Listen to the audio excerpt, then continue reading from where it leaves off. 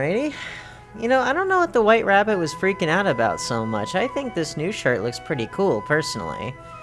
Oh, and you may be wondering why I have my very snooty French beret on for this episode. Well, that's because this version from 1949 is actually a French film, but still in the English language, and is also a combination stop-motion and live-action film called Alice in Wonderland. Imagine that. After the cataclysmic failure of Paramount's Alice in Wonderland, fantasy films weren't exactly in demand in Hollywood. It took Walt Disney many years to get Snow White and the Seven Dwarfs made because no one believed that a feature-length animated musical fantasy film would be successful.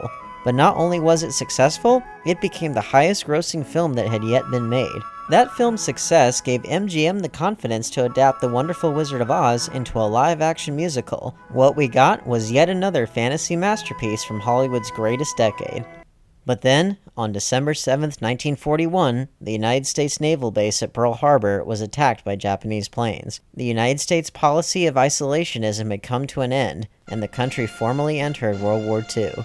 From 1941 to 1945, Hollywood's output was heavily and explicitly tied to the war effort, not leaving much room for fantasy films in the mainstream. Because many of their animators were serving in the war, and because most of their efforts were focused on wartime propaganda cartoons, Walt Disney's animated feature films during this period were pretty forgettable.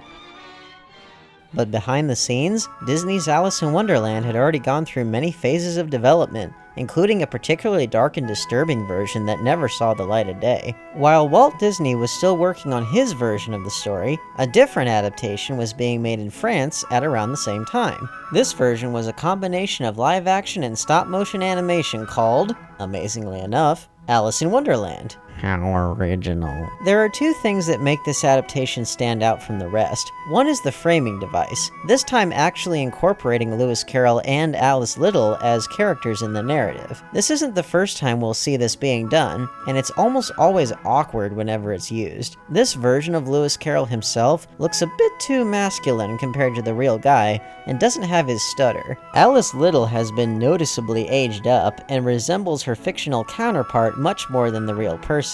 Plus, it takes forever to actually get to Wonderland. Nobody cares about all this phony baloney Oxford drama. Get to the insanity, gosh darn it! The second thing that makes this version stand out is the stop motion. All forms of animation are tedious, time-consuming, and painstaking to pull off, especially stop motion. These particular stop-motion puppets were created by the legendary Lou Boonin, a pioneer of stop-motion animation who is best known for his amazing work on this film. The character designs are eye-catching, and the fluidity of each character's motion is exquisite. Most people are familiar with the choppy, awkward animation from the Rankin Christmas specials like Rudolph the Red-Nosed Reindeer, but the quality of the animation here is on par with The Nightmare Before Christmas, and this was all the way back in 1949.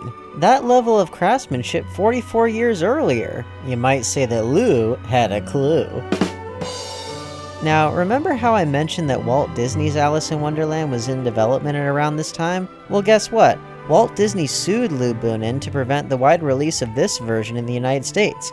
Both were claiming that the other was trying to steal their profits, despite the fact that Alice in Wonderland is in the public domain. And guess what? Disney won that lawsuit, which meant that this version was not allowed to play in the United States and mostly got relegated to obscurity. To add insult to injury, this film wasn't even released in England, Alice's home country.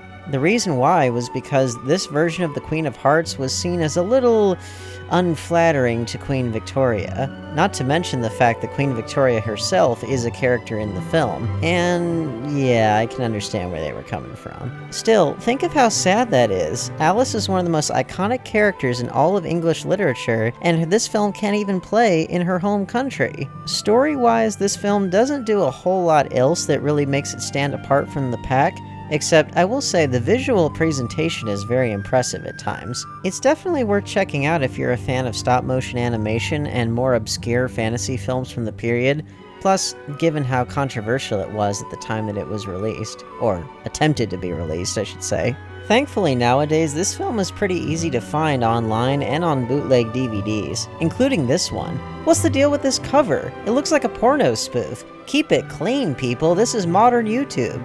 Think of the children. Wait, what the hell? There appears to be a rip in the space-time continuum. No room! What do you mean? There's plenty of room. Wait, what am I talking about? I'm not even there with you. You should say what you mean. You should watch your mouth, Bugs. Why is a raven like a writing desk? What does that have to do with anything? You know that riddle doesn't have an answer. It doesn't? I thought it had something to do with Edgar Allan Poe. Are you even the real Mad Hatter? Of course I am. See? I'm mad about hats. I just thought you'd be a little bigger. It's not the size of the hat, it's how you use it. Time is dead. Wait, how did he know that? You can learn a lot of things from common household vermin. If time is dead, then surely she will be out for blood. Who? The Queen of Hearts. She'll have your head, she will. Nice knowing you. Bye, I guess. Why am I wearing a Starfleet uniform?